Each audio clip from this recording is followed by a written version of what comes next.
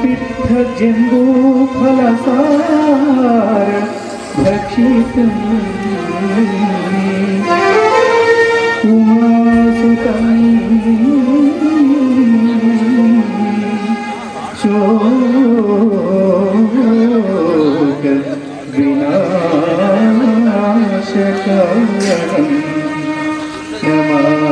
नमामि विघ्नेश्वर पादपङ्कजम् नमामि विघ्नेश्वर पादपङ्कजम्।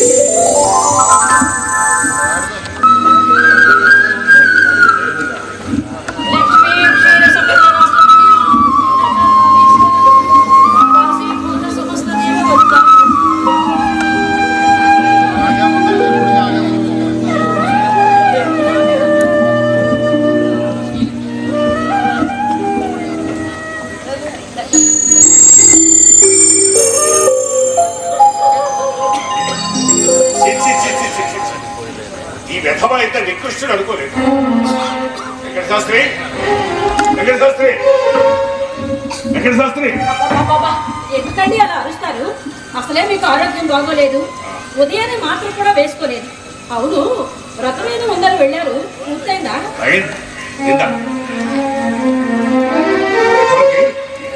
రాను ఉత్తుపట్ల శ్రద్ధ తగ్గిపోతుంది, అవగాహన లేదు. శాస్త్రి శాస్త్రి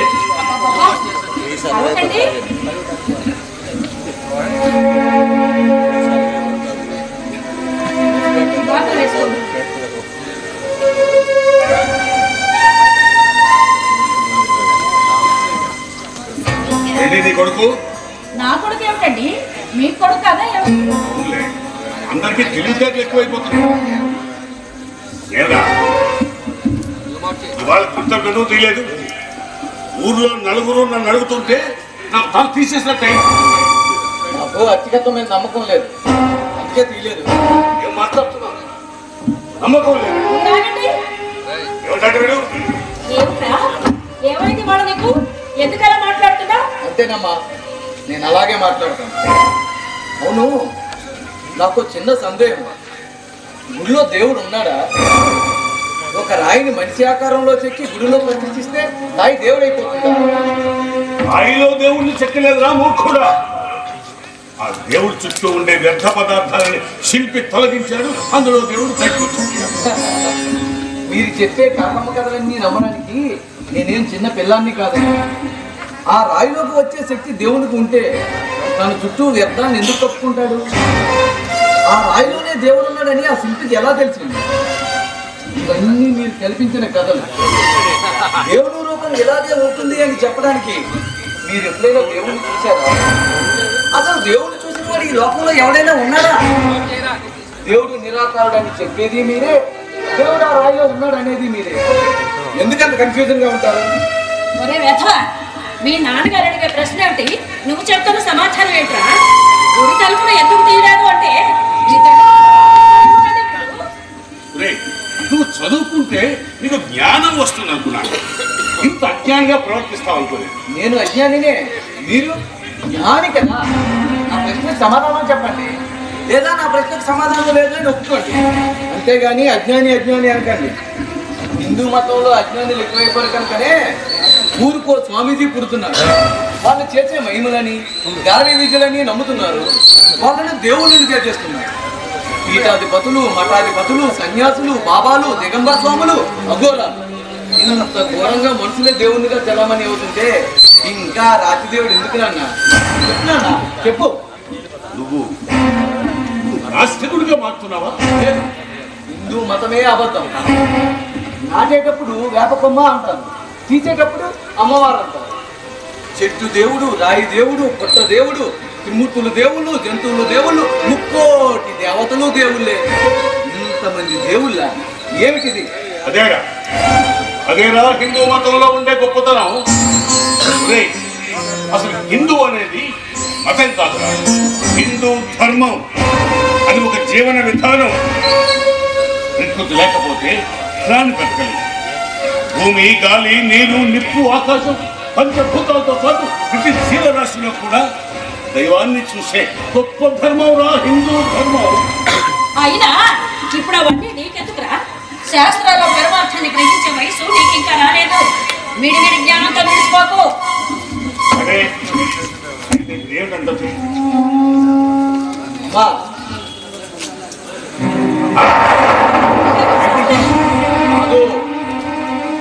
జాన్ శాస్త్రి, నేను ఇప్పుడు క్రిస్టియన్ మతం తీసుకున్నాను. ఏంటి గొడవ? మన వెంకట క్రైస్తవుడిగా మాట్లాడ. అరే వెంకట శాస్త్రి, నువ్వు క్రైస్తవ మతం తీసుకున్నావా? అవును, నేను ఇప్పుడు క్రిస్టియన్. నేను నమ్మిన మతాన్ని స్వీకరించేస్తున్నాను లేదా? లేదు, నీకు అచ్చకత్వం చేసావురా. అచ్చకత్వం చేసావు. నీకు మమ్మల్ని ఇద్దరిని పోషిస్తావనుకుని నీ మీద ఎన్నో ఆశలు పెట్టుకున్నావు. హిందువుగా బతకడం నాకు ఇష్టం లేదమ్మా. వెంకట శాస్త్రి, 40 సాల్సే 40 సంవత్సరాల నుంచి నేను మీ నాన్న పక్క పక్కనే బతుకుతున్నాను. నేను ముస్లిం అయినా, రామశాస్త్రి హిందువు అయినా మా మధ్య ఏనాడు మతం మీద రాలేదు. కానీ కొత్తగా ఈ క్రైస్తవ మతం వైపు నమ్మకం అనే పునాది మీదే మతం బ్రతుకుతోంది. మీరు కులాన్ని నమ్ముకున్నారు, ముస్లింగా బ్రతుకుతున్నారు. మా నాన్న వేదాలను నమ్ముకున్నాడు, హిందూగా బతుకుతున్నాడు. కానీ నాకు మీ 2 గ్రంథాల మీద నమ్మకం లేదు. అవును, నాకు చిన్న సందేహం. విగ్రహారాధనకి మీరు అనుకూలమా వ్యతిరేకమా? మాట్లాడండి. అనుకూలమా వ్యతిరేకమా చెప్పండి. దేఖో బేట, నా మతం దేవునికి రూపం లేదు అని చెప్పింది. దానికే ఈ క్షణం వరకు నా మతము కట్టుబడి ఉంది, నేను కట్టుబడి ఉన్నాను. నేను కూడా విగ్రహారాధనకు వ్యతిరేకం. అందుకే విగ్రహారాధనకు వ్యతిరేకం అన్న బైబిల్ సూక్తికి నేను అనుకూలంగా మారాను. విగ్రహారాధన వ్యతిరేకించే వ్యథలా నువ్వు నమ్ముకునే క్రిస్టియన్ మతం కూడా విగ్రహారాధన చేస్తుందిరా. తప్పమ్మా, తప్పు. క్రిస్టియన్ మతం విగ్రహారాధనకు వ్యతిరేకం. దేవునికి రూపమే లేదని నా బైబిల్ నమ్ముతుంది. దేవునికి రూపమే లేదని బైబిల్ నమ్మితే మరి చర్చిలో మరియమ్మ బొమ్మలు, యేసు బొమ్మలు, శిలువలు ఎందుకురా? విగ్రహాలు కావా? పూజించడం లేదా? అంతేకదయ్యా, క్రీస్తు మరణానికి కారణమైన శిలువ వాడి మెడలో ఉంది కదా. భగవంతుడు సర్వాంతర్యామి అన్నది నిజం. చంచలమైన మనసున్న మనిషి ఏకాగ్రత సాధించడం కోసమే ఈ గుళ్ళు, మసీదులు, చర్చలు. అయినా మత గ్రంథాలు నువ్వు ఏం చదివావురా? నువ్వు చదివిన చదువుకి ఆ గ్రంథాలు నీకు అర్థం కావు. అందుకు గురువుల దగ్గరికి వెళ్ళాలి. నీ అనుమానం వాళ్ళకి చెప్పాలి. వాళ్ళిచ్చే సమాధానంతో నీ అనుమానం పటాపంచలు అయిపోతుంది. నువ్వు నిత్యం వల్లించే గాయత్రి మంత్రవంతం ఏమిటో తెలుసా? తల్లి నాకు జ్ఞానాన్ని ప్రసాదించు అని. బుద్ధి, శరీరం, మనస్సు ఆ దేవి కల్పించింది. ఆమె ఇచ్చిన జ్ఞానంతో నీకు సర్వం బోధపడుతుంది. చూడరా నాన్న, ఆ భగవంతుడు మనిషిగా పుట్టాలి అన్నా తల్లి గర్భాశయాన్ని ఆశ్రయించే పుట్టాడు. తండ్రి లేకుండా యేసు ప్రభు పుట్టాడేమో కానీ తల్లి మరియమ్మ లేకుండా యేసు పుట్టలేదు. ఆ నారాయణుడు కౌసల్య గర్భ నుండి రాముడిగా, దేవకీ గర్భ నుండి కృష్ణుడిగా జన్మించారే తప్ప తమకు తాముగా ఈ భూమి మీద ఏ దేవుడు పుట్టలేదురా. ఆగది అరసున్న అయితే అమ్మ పూర్ణంగా దశావతారాల కన్నా అమ్మ అవతారం గొప్పది. అమ్మ చెప్పే మంచి మాటలు వినురా. చూడరా శాస్త్రి, ప్రతి దేవుని చేతిలో మారణాయుధంతో దుష్ట శిక్షణ శిష్ట రక్షణ అని మనుషులను చంపాడు. కానీ అమ్మ మాత్రం ఏ మనిషిని చంపలేదు, మనుషునికి జన్మనిస్తుంది. దశావతారాలలో 9 అవతారాలు పరిసమాప్తం అయ్యాయి, 10వ అవతారం కూడా పరిసమాప్తం అవుతుంది. కానీ అమ్మ అవతారం మాత్రం పరిసమాప్తం కాలేదు. అదే జరిగితే ఈ సృష్టి ఆగిపోతుందిరా. అమ్మ నిజం, ఈ సిలువ నమ్మకం కాదు. నిజమైన దేవుడు, నిజమైన దేవుడు. అవును, ఈ సిలువ అంటే మీకు ద్వేషమా, కోపమా, లేకపోతే భయమా? చెప్పండి. ఆ 3 కాదురా. తన కొడుకు పరాయి మతస్థుడైతే ఏ తండ్రి భరించలేడు. మీ నాన్న అంతే. భరించాలి, భరించాలి, భరించాలమ్మా, భరించాలి. నేను మన శ్రేయస్సు కోరే ఈ మతంలో చేరాను. మొన్న ఏం జరిగిందంటే,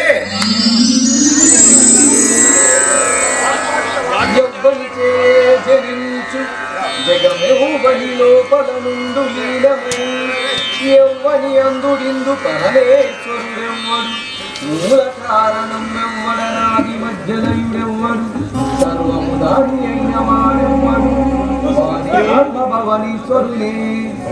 శాస్త్రి నిర్మయ్య బాగున్నారా? బాగున్నారా? రండి రండి, కూర్చోండి, నేను మధ్యకి తీసుకొని వస్తాను. ఇప్పుడే వద్దులేరా. అమ్మ నాన్న ఎక్కడికైనా వెళ్ళారా? ఇప్పుడే పని మీద బయటికి వెళ్ళారు అనిల్ మావయ్య. అనిల్ మావయ్య, ఏమిటి ఇలా వచ్చారు? అనిల్ అనిల్ అని పదే అనకరా. నా పేరు ఇప్పుడు అనిల్ కాదు, అబ్రహాం. అబ్రహమా? అదేంటి పేరు మార్చుకున్నారు? పేరే కాదురా, మతం కూడా మార్చుకున్నాను. అవునా? మతం మార్చుకున్నావా? మతం తల్లి లాంటిది మామయ్య. జీవితంలో తల్లిని ఎవరైనా మార్చుకుంటారా? అసలు మతం మార్చుకోవాల్సినంత దౌర్భాగ్య స్థితి నీకు ఎందుకు వచ్చింది మామయ్య? శాస్త్రి, నా ఆర్థిక పరిస్థితి నీకు తెలియదు కాదు. మతం మార్చుకున్నాక లక్షాధికారినయ్యాను. లక్షాధికారి అయ్యావా? అంటే మీ యేసు ప్రభు డబ్బులు ఇచ్చాడా? ప్రభువు డబ్బులు ఇవ్వరా, డబ్బు సంపాదించే మార్గం చూపించాడు. అంతెందుకు, మీ మతంలో బ్రహ్మచర్యం తీసుకొని కాషాయం కట్టుకున్న స్వాములు కూడా కోట్లు సంపాదిస్తున్నారా. సన్యాసులకే కోట్ల మీద రాజకీయాల మీద మోతుండగా లేనిది నేను ఒక సంసారిని, నాకు ఉండడం తప్పంటావా? అనను మావయ్య, అనను. ధనం మూలం ఇదం జగత్తు అన్నారు. ఉదా పీపుల్, వైదా పీపుల్, పర్దా పీపుల్ అన్న డెమోక్రసీని డబ్బు వలన, డబ్బు చేత, డబ్బు కొరకని మార్చుకున్నారా? కరెక్ట్ గా చెప్పారా. నేను ఇప్పుడు అక్షరాలా అదే చేస్తున్నా. వ్యాపారం చేస్తున్నాను, డబ్బు సంపాదిస్తున్నాను. నేను చేస్తున్న వ్యాపారం గురించి మాట్లాడదామనే మీ దగ్గరకు వచ్చాను. వ్యాపారం? ఏం వ్యాపారం మావయ్య? Real estate. రియల్ ఎస్టేటే? ఇప్పటికి 7 వెంచర్లు పూర్తి చేశాను రా. 8వ వెంచర్ వేశాను. అందులో ఒక ప్లాట్ తీసుకోమని అడుగుదామని వచ్చాను. మేమా? మా దగ్గర ఎక్కడ మావయ్య డబ్బులు? ఏమిటి అలాగంట? నువ్వు కూడా అర్చకత్వం చేసి బాగా డబ్బు సంపాదిస్తున్నావు కదా మావయ్య. ఇది ఎండోమెంట్ టెంపుల్ కాదు జీతం రావడానికి. పళ్ళెంలో వేసిన చిల్లరతోనే మా భక్తి. అందులో కొన్ని చల్లని నోట్లు కూడా వస్తాయి. మాలాగా మీకు దశమ భాగం రాదు కదూ? దశమ భాగమా? అదేరా. మా మతంలో చర్చికి వచ్చే ప్రతి సభ్యుడి యొక్క నెల రాబడిలో 10% చర్చికి ఇవ్వాల్సిందే. మీలాగా మేము చిల్లర పైసలు తీసుకోం. ఇంతకీ ప్లాట్ కొంటావా లేదా? కొనాలనే ఉంది, మరి ఇంకేం? కానీ నాన్నగారిని అడగాలి మావయ్య. మా ఆర్థిక పరిస్థితి కూడా నీకు తెలియదు కాదు. శాస్త్రి, నువ్వేమీ అనుకోనంటే నీకు సలహా చెప్తాను, పాటిస్తావా?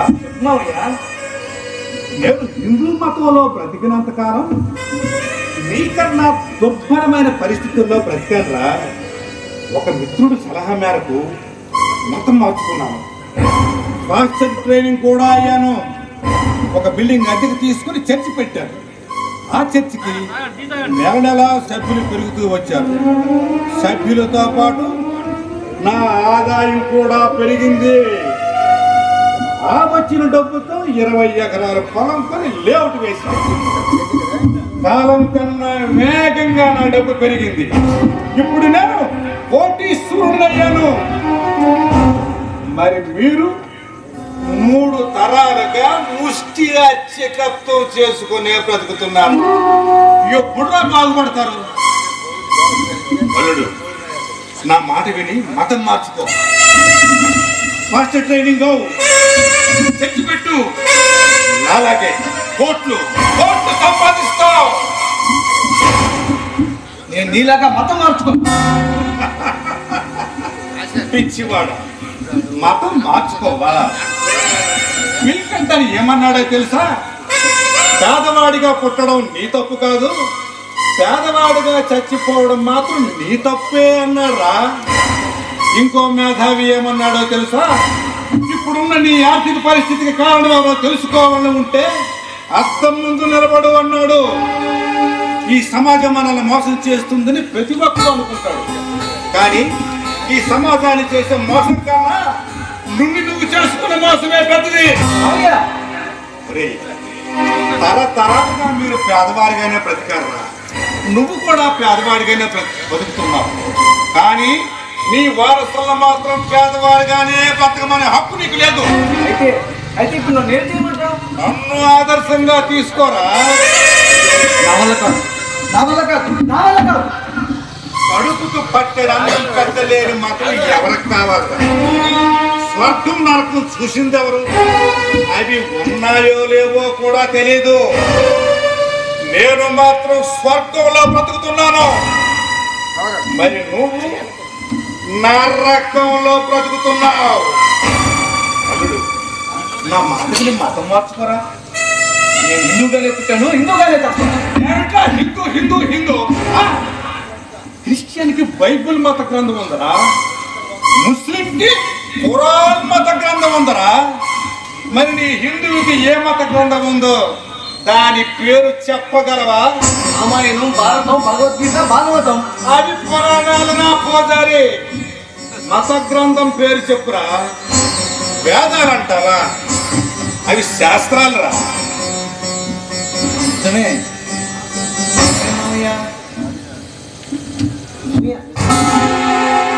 బాబాయ్ వస్తున్నారు, మనం మళ్ళీ మాట్లాడుతున్నాం. ఇదే విషయమై రేపు మధ్యాహ్నం కలిసి మళ్ళీ మాట్లాడదాం.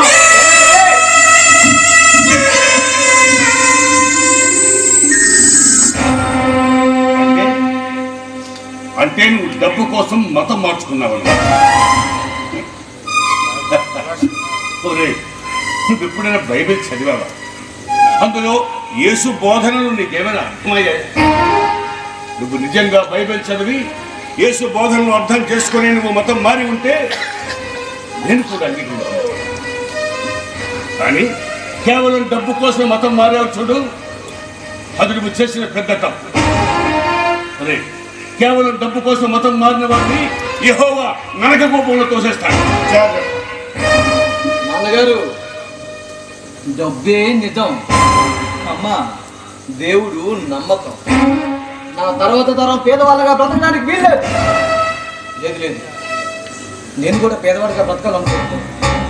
నాన్నగారు, అమ్మ ఈ రోజు నుంచి నాతో పాటు మీరు కూడా ధనవంతులే. బాబాయ్, నేను ధనవంతులు.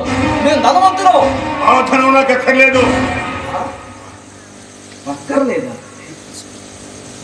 మీ మతంలో మీరు ఉండి మీ పెళ్ళప్పుడు అమ్మ మెడలో కట్టిన పసుపు తాడు తప్ప ఇసుమంతైనా బంగారం కొనగలిగారా? పిన్ని కట్టిన పట్టు చీరలు లాంటి చీరలు అమ్మ కట్టగలుగుతుందా? అమ్మా, మన బంధువులు కారులో తిరుగుతున్నారు, మనం తిరగగలమా? అలాంటి కోరికలేవి నాకు లేవు.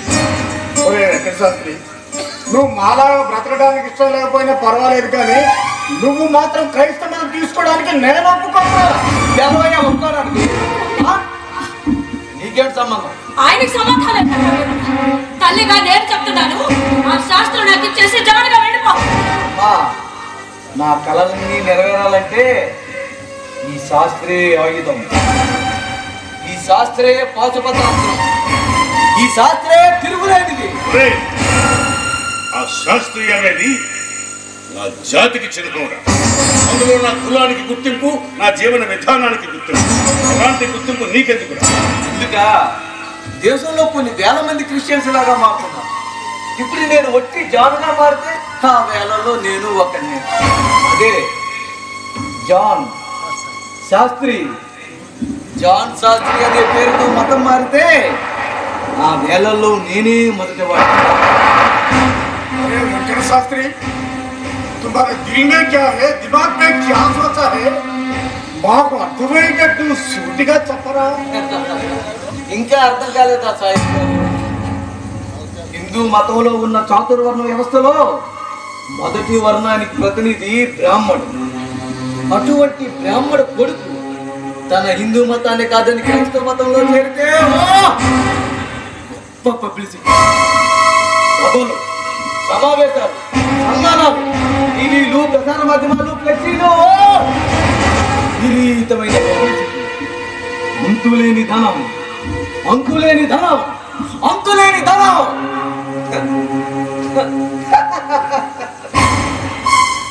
అదే ఈ రామశాస్త్రి కొడుకు అయితే నాకు మాత్రమే వినిపించే గుళ్ళో గంట.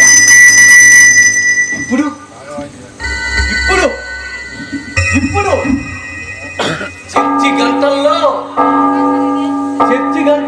John Shastri, John Shastri, John Shastri అని నా పేరు ప్రతిధ్వనిస్తుంది. డబ్బు కోసం మతం మార్చుకుంటావట. నాతోనే ప్రారంభం కాలేదమ్మా, నాతోనే అంతమవడానికి. ఏ స్వామీజీ కోటీశ్వరుడు కాదు, ఏ బాబా కోటీశ్వరుడు కాదు, ఏ బిషప్ కోటీశ్వరుడు కాదు, ఏ ప్రవక్త కోటీశ్వరుడు కాదు. చెప్పండి, వీళ్ళందరికీ ఆకలి తెలుసా, శ్రమ తెలుసా? భోగ విలాసాలతో తొలతూగుతున్న వీళ్ళందరినీ ఈ డబ్బు ఎక్కడి నుంచి వచ్చింది అని అడిగితే మత వ్యాపారం అనే సమాధానమే వస్తుంది. నా వంశం మత వ్యాపారం చేసుకునే వంశం కాదురా. తరతరాల నుండి అర్చకత్వం, పౌరోహిత్యం మీదే. ఏ హిందువుకి లేని గొప్ప గౌరవం బ్రాహ్మణికి ఇచ్చారా? సంభావన చేతిలో పెట్టి పాదాలకు నమస్కరించి మన చేత ఆశీర్వచనం తీసుకునే గొప్ప గౌరవప్రదమైన వృత్తిరా బ్రాహ్మణ వృత్తి. పౌరహిత్యంలో మేము కోట్లు సంపాదించకపోవచ్చురా, కానీ మాకు తినడానికి తిండికి లేదు అనే రోజు ఏ రోజు లేదురా. మా ఇంటికి వచ్చే అన్నార్థులకి ఆకలితో పంపించే రోజే లేదు.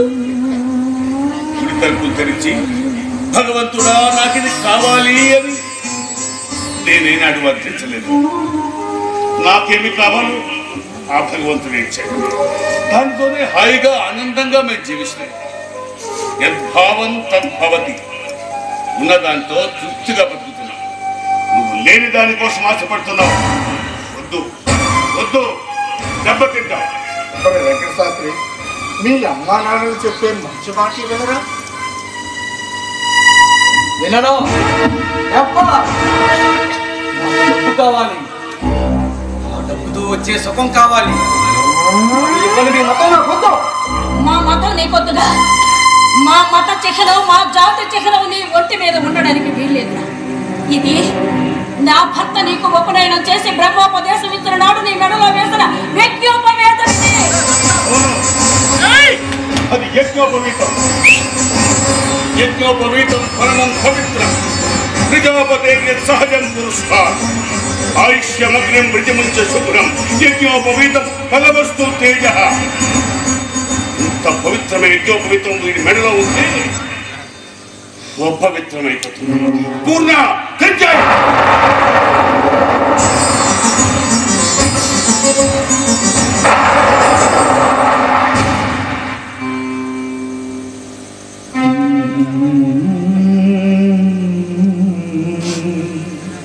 ఏమిటి చంచలేని బ్రాహ్మణుడు సూత్రం తెగిన స్త్రీతో సమానం అండి.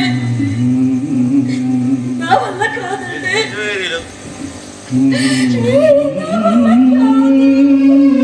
సరే, నా వల్ల అవుతుంది.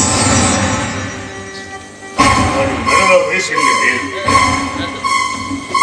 జన్మతే జాయితే శౌర్య, కర్మతే జాయితే విద్య, వేద పఠనంత విపురాణం బ్రహ్మజ్ఞానంత బ్రాహ్మణ. ఆ గంజం వేసింది నేనే తీసేస్తాను. నీకు వేసే హక్కు మాత్రమే ఉంది, తీసే అధికారం లేదు. తీయనివ్వను. నువ్వు తీసేదేమో, వేసే హక్కుతో పాటు తీసే అధికారం కూడా నాకే ఉంది.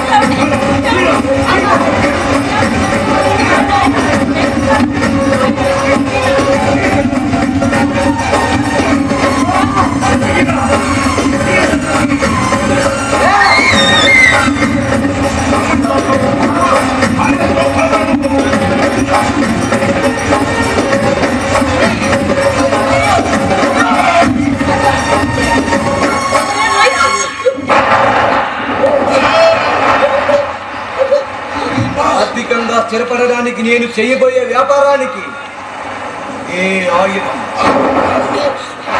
దీనికి అడ్డొచ్చేవారు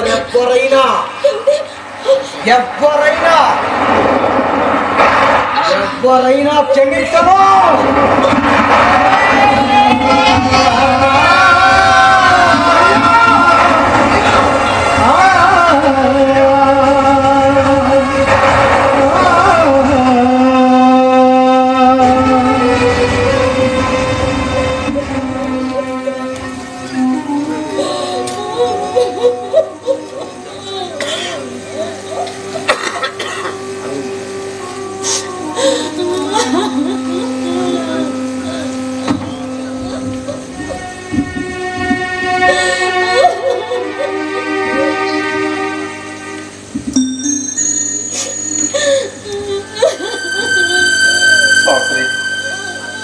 వెంకట శాస్త్రి, తర్వాత జరపవలసిన కార్యక్రమాల గురించి ఆలోచించి ఏం చేద్దామంటారు? పద, మార్చులకి వెళ్ళి మీ నాన్నగారి శవాన్ని తీసుకొద్దాం.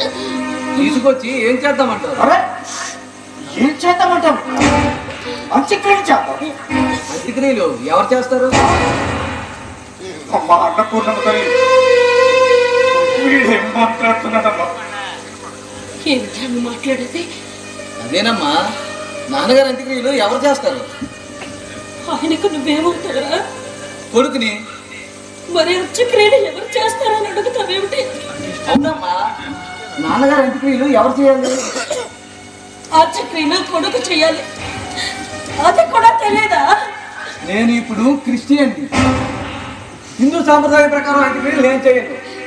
కొన్ని క్రిస్టియన్ మతాచారం ప్రకారం చేద్దామంటే ఆయన క్రిస్టియన్ కాదు.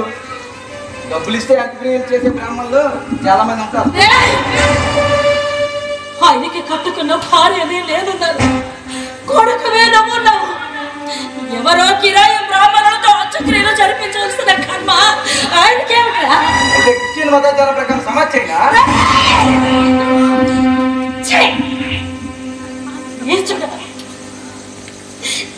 నా భర్త తరతరాలుగా హిందువుగా బ్రతికిన బ్రాహ్మణ కులంలో పుట్టిన గొప్ప వ్యక్తిరా. నీదే డబ్బు కోసం మతం మార్చుకోలే. వెంకట శాస్త్రి, క్రైస్తవ మతంలోనూ ముస్లిం మతంలోనూ కులాలు లేవు, కానీ కుల పునాదుల మీద నిర్మించబడ్డదిరా హిందూ మతం. అలాంటి హిందూ మతంలో హిందువులు తమ మతాన్ని మార్చుకొని తమ కులాల పేరుతోనే బ్రతుకుతున్నారు. ఆఖరికి తమ పిల్లల్ని కూడా తమ తమ కులాల క్రైస్తవులకు ఇచ్చి పెళ్లి కూడా చేస్తున్నారు. కులం లేని క్రైస్తవ మతం ఈ దేశానికి వచ్చిన తర్వాత కులాల చక్రాలలో బిగుసుకుపోయింది. అగ్రకుల ఆధిపత్యాన్ని భరించలేక క్రైస్తవులుగా మారిన దళితుల్ని, క్రైస్తవులుగా మారిన అగ్రకులాలు మళ్ళీ అదే ఆధిపత్యం ప్రదర్శిస్తూ అణచివేస్తున్నాయి. అందుకే మీరు మతాలు మారినా మీ పేరు చివరిన కులాల తోకల్ని మాత్రం వదులుకోలేకపోతున్నారు. మత మార్పిడి ఒక ఫ్యాషన్ అయిపోయింది, వ్యాపారం అయిపోయింది. నీ పేరులో బ్రాహ్మణత్వం ఉంది, నీ ఒంటి మీద బ్రాహ్మణత్వం ఉంది. నువ్వు క్రిస్టియన్ అయితే ఆ జడ్జి తెప్పేదా? సరే, మీరు చెప్తున్నారు కాబట్టి అంత్యక్రియలు చేస్తాను. కానీ మా మత పెద్దలు నన్ను ప్రశ్నించకుండా ఉండాలంటే మాస్టర్ని పిలుస్తాను, ప్రార్థన జరిపిస్తాను, సమాధి చేస్తాను. నీ మతాచారానికి నువ్వెంత ప్రాధాన్యత ఇస్తున్నావో నా మతాచారానికి నేను అంతే ప్రాధాన్యత ఇస్తున్నాను. నా భర్త హిందువుగా పుట్టాడు, హిందువుగా బ్రతికాడు, హిందువుగానే చనిపోయాడు, హిందువుగానే అంత్యక్రియలు జరగాలి.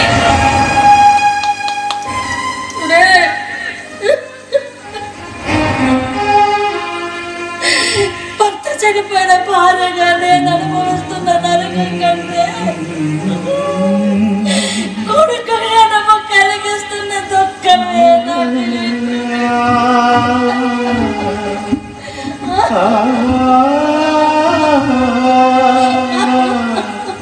అమ్మా అన్నపూర్ణ తల్లి, చనిపోయిన వాడు నీకు భర్త మాత్రమే కాదమ్మా, నాకు సోదర సమానుడు కూడా. నీ గదవ అంత్యక్రియలు చేయకపోయినా నా భయ్యకు నేను అంత్యక్రియలు చేస్తానమ్మా. నేను అంత్యక్రియలు చేస్తానమ్మా. అమ్మా, మనిషి కోట్లు సంపాదించి లగ్జరీగా బ్రతికినా కూడా చనిపోయిన తర్వాత ఆ శవాన్ని మీ హిందువులు రోడ్డు మీద పడుకోబెడతారు. మేము ఇంట్లోనే పడుకోబెడతాం. చనిపోయిన ప్రతి వ్యక్తి మీకు దెయ్యాలు, ప్రేతాత్మలు. నాకు భగవంతుడితో సమానమమ్మా. మా సమాధులు మసీదుల పక్కనే ఉంటాయి తల్లి. దైవ కార్యం నిర్వహించడం భక్తుడిగా నా కర్తవ్యం. రామ్మ రామ్మ, నేను తలెక్కులు పెడతాను. రామ్మ మీరు పెడతారండి, మీరు పెడతారు, నమ్మకం నాకుంది. మీరు పెడితే ఏమిటి? మీరు చెప్పినట్లుగా కిరాయి బ్రాహ్మణులతో అంత్యక్రియలు జరిపిస్తే ఏమిటి? అది కొడుకనేవాడు లేనప్పుడు జరగాల్సిన పని. కానీ మాకు కొడుకనేవాడు పుట్టి చచ్చాడుగా.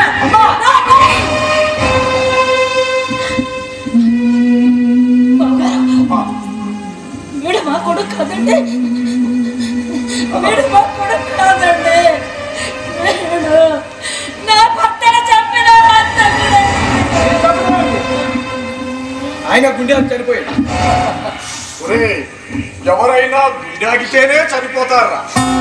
కానీ ఆయన గుండె ఆగిపోవడానికి కారకుడు నువ్వు.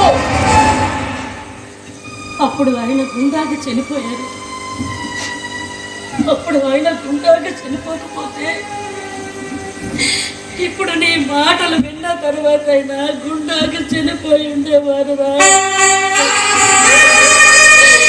కొడుకనేవాడు పున్నాము నరకం నుండి తప్పిస్తారు అని అంటారు. కానీ నువ్వు ఏకంగా నరకానికే పంపించేశావురా, నరకానికే పంపించా.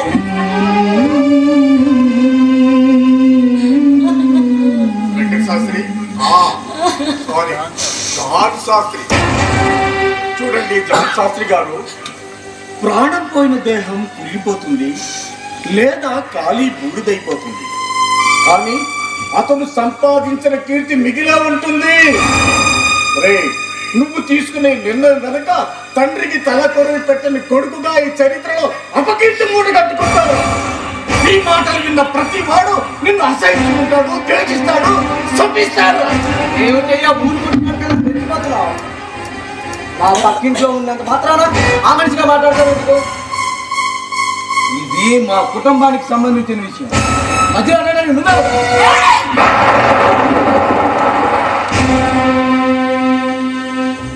ఆయన ఎవరా? ఆయన ఎవరా?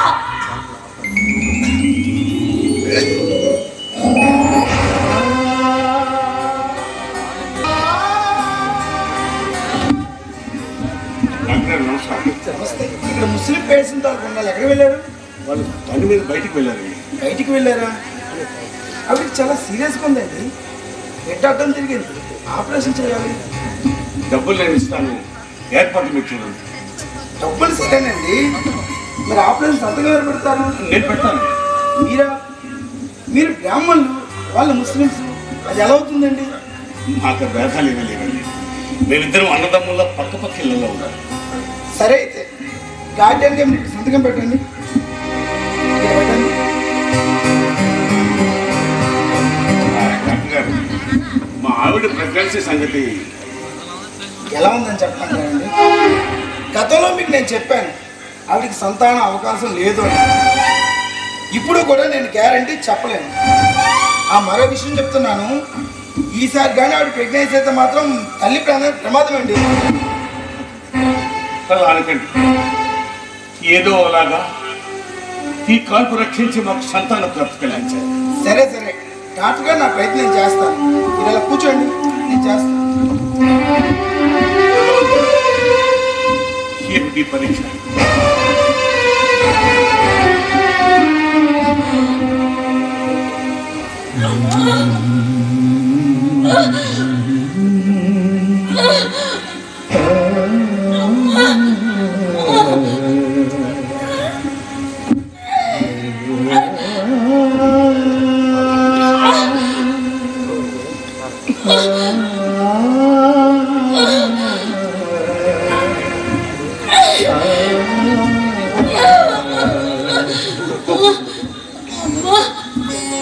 నేను ఎంత ఏడిస్తే మాత్రం ప్రయోజనమే.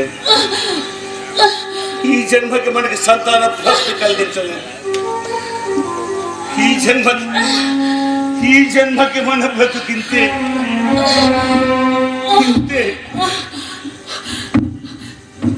నా బాధ మీకు అర్థం కావటం లేదండి. నేను ఈ జన్మకు ఇంతే అని సమాధానం పడ్డా నా రొమ్మలలోని పాల వెల్లువలు ఎక్కడ ఉన్నాడు నన్ను తాగు నా బిడ్డడు అని నా జాకెట్టు దాటి పవిట తడిచినప్పుడు నా రొమ్ములు పెట్టే బాధ నేను ఎంత నరక యాతన అనుభవిస్తున్నాను నీకు అర్థం కావటం లేదండి.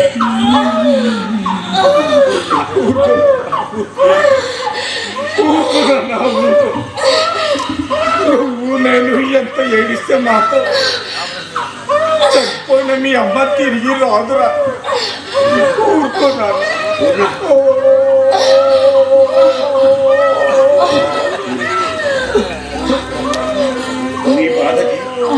నీ బాధకి పరిష్కారం దొరికింది.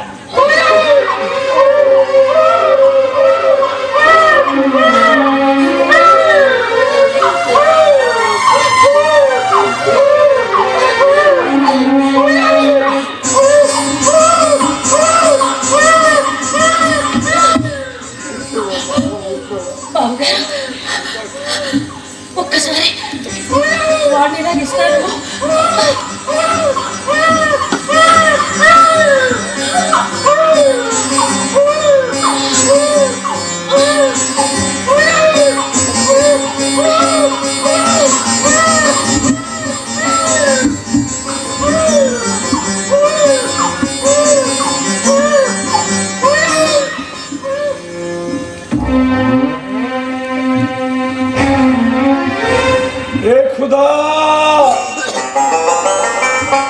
నాకు నా భార్యని నా బిడ్డకు తల్లిని దూరం చేశావని బాధపడ్డాడు.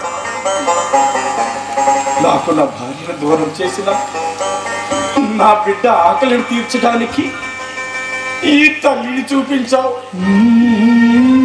ఖుదాఫిజ్, ఖుదాఫిజ్.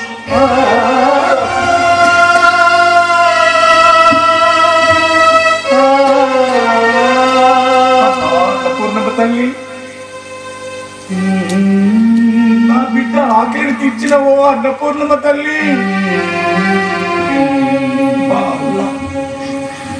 మా అల్లా నీకు చల్లగా చూస్తాడు తల్లి, చల్లగా చూస్తాడు. వీడు నా గుండె భారాన్ని తీర్చేసాడండి, నా గుండె భారాన్ని తీర్చేసాడు. అయ్యా, ఈ బిడ్డ పెంపకం నాకు భారమే. ఆ భారాన్ని నాకు వరంగా ప్రసాదిస్తావా? ఈ తల్లి బిడ్డల బంధాన్ని శాశ్వతం చెయ్యిపోయ్యా, నీకు ఆ జన్మాంతం నేను ఎలా కాదనలేను భయ్యా, కాదనలేను. అమ్మా అన్నపూర్ణమ్మ తల్లి, నీ పాల బంధాన్ని పేగు బంధగా మార్చి నా బిడ్డకు తల్లివి కా తల్లి.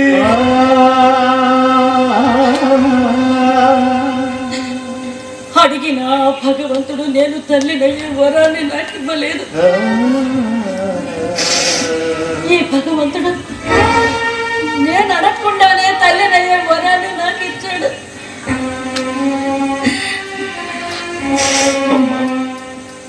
ఒక్కసారి బిడ్డని బొమ్మ,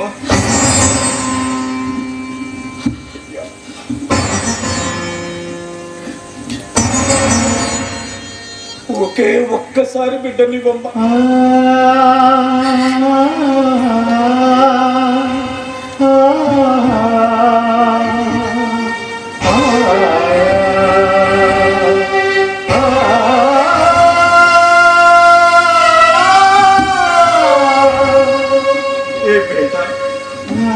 अल्लाह का तोहफा, मेरे दिल का धड़कन, मेरा स्वाद.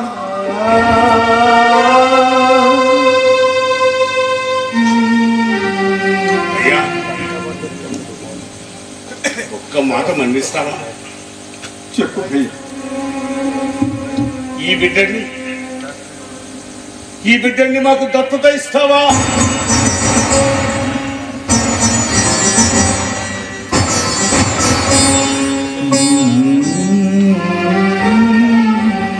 బీజ సముత్పన్నం సర్వాలంకార సంయుతం ఐహికాముష్మికార్థాయ పుత్రం దేహి వరం మమ,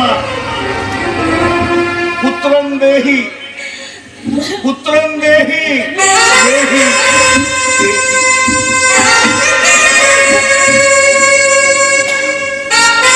రేపు నుంచి నా బిడ్డను నీ బిడ్డగా, నీ జాతి బిడ్డగా పెంచుకోండి.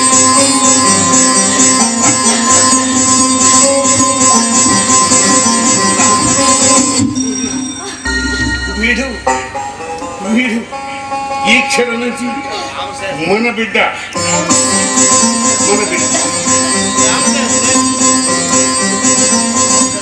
పృథివ్యాపస్తేజో వాయురాకాశాత్ పంచభూతాల సాక్షిగా ఇంద్రాగ్నియమ నిరుతి వరుణ వాయువ్య కుబేర ఈశాన్యాది అష్టదిక్పాలకుల సాక్షిగా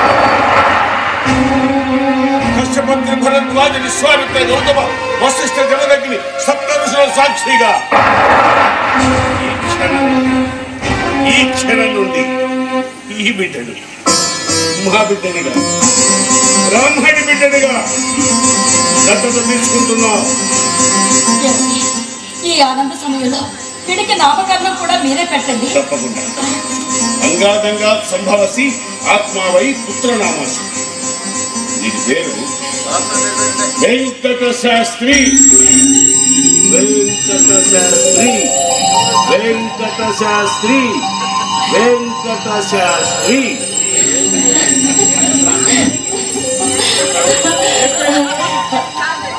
వెంకట శాస్త్రి, వెంకట శాస్త్రి,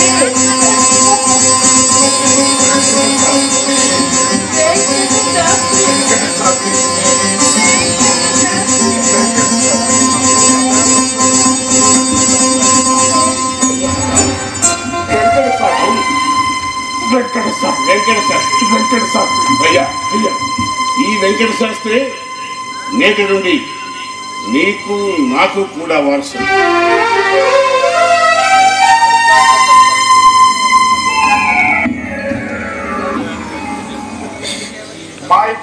నువ్వే వారసుడు అవుతావు అనుకున్నావు.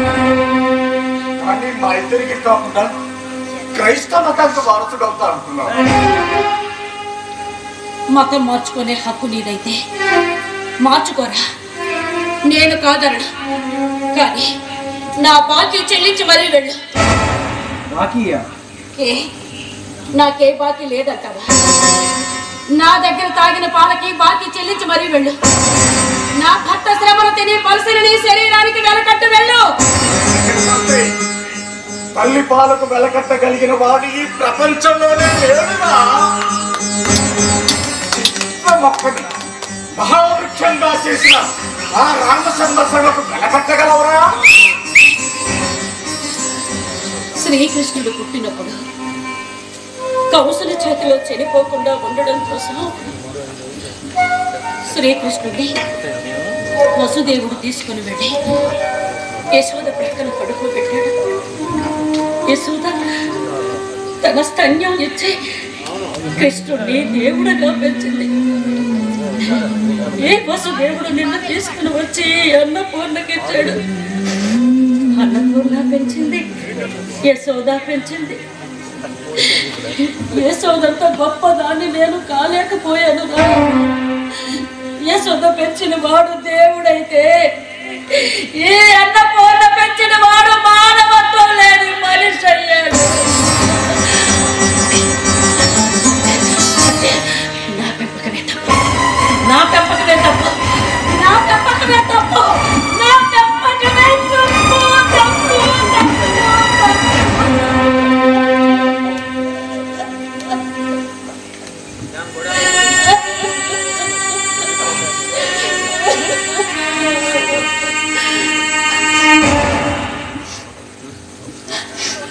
బావగారు, వీడు మా కొడుకు కాదండి.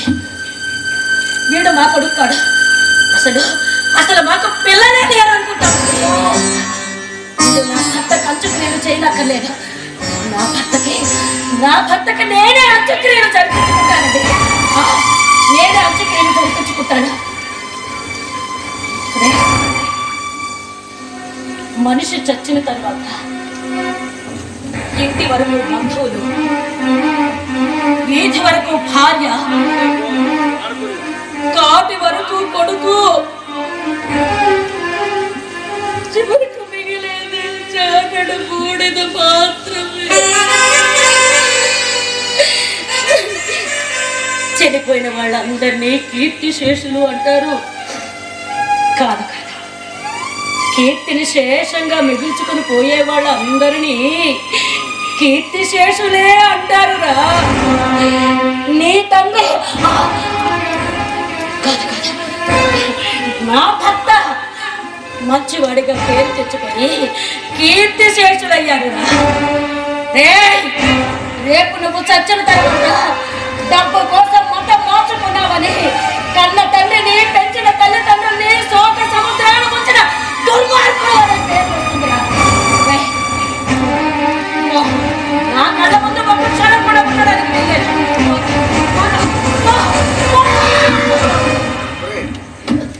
ఆనాడే తల్లి పనులు లేక చచ్చిపోయావు అనుకుంటాను. ఇతను మా ఇంట్లో ఉండడానికి వీల్లేదు. జరూరత్ రహీ. మతము ముసుగున మానవత్వం మరచిన ఓ కొడుకు కథరా. పేగు బంధం కాకపోయిన సైన్యమిచ్చి పిలిచిన ఓ తల్లి కథరా. సమ్మతముతో మమత పంచి ఆశతో పెంచిన తండ్రి కథరా. డబ్బు కోసం డాబు కోసం మాయమైపోతున్న మనిషి ఏ మతము చెప్పెను నీకు ఇది ధర్మమని, ఇది ధర్మమని. మతమా మానవత్వమా, మతమా మానవత్వమా.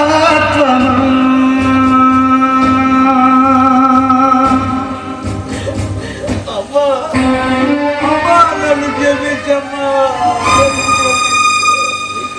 అమ్మా అమ్మా అనిల్ మామ ఈ మాటలకి నేను తప్పు చేశానమ్మా. అమ్మా డబ్బు కోసమే మతం మారానమ్మా. అమ్మా అమ్మా నన్ను క్షమించమ్మా. అమ్మా నన్ను క్షమించమ్మా. నన్ను క్షమించు.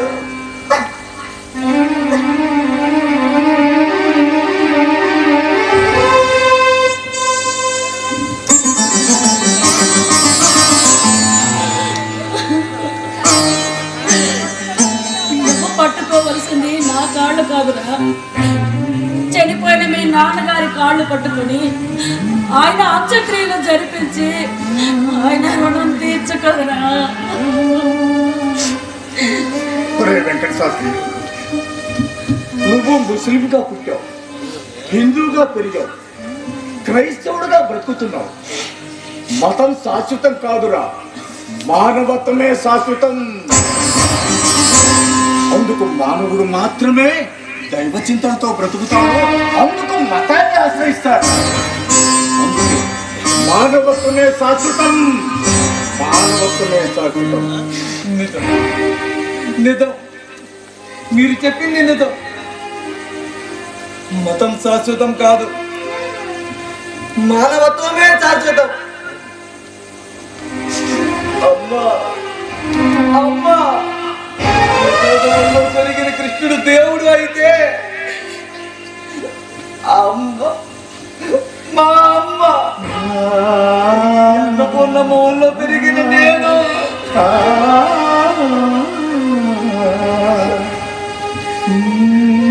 మారానమ్మా. మానవత్వంలో మంచిగా మారానమ్మా. మతం శాశ్వతం కాదు, మానవత్వమే శాశ్వతం. అదే అదే మానవత్వం. నేను మానవత్వం ఉన్న మనిషి. మా నాన్నగారు అంత్యక్రియలు నేనే చేస్తాను. అమ్మా అమ్మా నాన్నగారు అంత్యక్రియలు నేనే చేస్తాను.